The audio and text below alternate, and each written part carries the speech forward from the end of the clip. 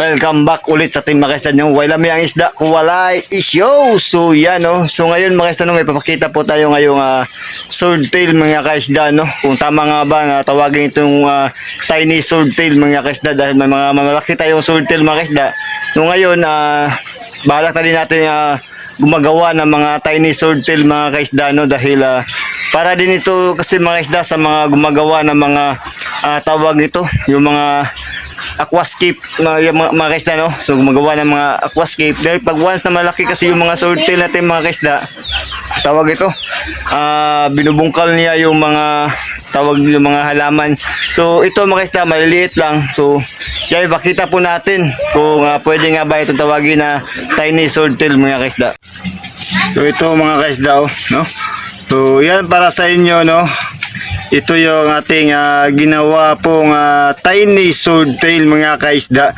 Kung nakikita nyo, sobrang liit talaga nito mga kaisda no. Yan no. So ito yung ating ginawa mga kaisda. At ito yung tawag ito, yung mga malaki na mga swordtail mga kaisda. Kung nakikita nyo, yan. Ito yung mga tawag ito, yung mga ordinary size na mga swordtail. Yung i-compare po natin sa ating nagawa na tiny swordtail mga kaisda no.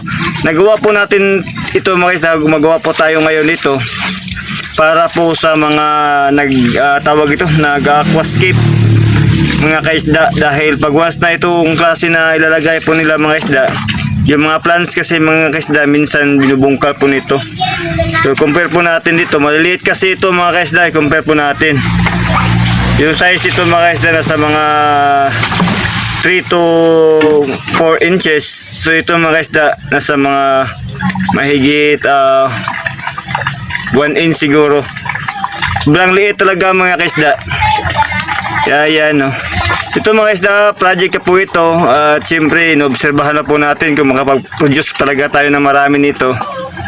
Dahil mahirap kasi mga kaisda pag once na gumagawa ng ganito kaysa magawa ng ganito. So yan o. Para sa inyo mga kaisda, so opinion nyo lang, tama nga ba na tawagin natin itong tiny swordtail para sa inyo? So yan o, comment lang po kayo mga kaisda kung tama nga ba. Dahil ayaw ko naman kasi mga kaisda na sabihin nyo na tawag ito, ako po yung nagbagawa na mga pangalan. Sa akin mga kaisda dahil maliit kaya tawagin po natin tiny. Pero hindi kasi ako expert mga kaisda, kaya ginawa ko para malaman din natin ng mga opinion nyo mga kaisda no. So yan no. Ito yung mga tiny mga kaisda na balak natin paramihin ng mga ganitong kalaki na mga swordtail. Yan no.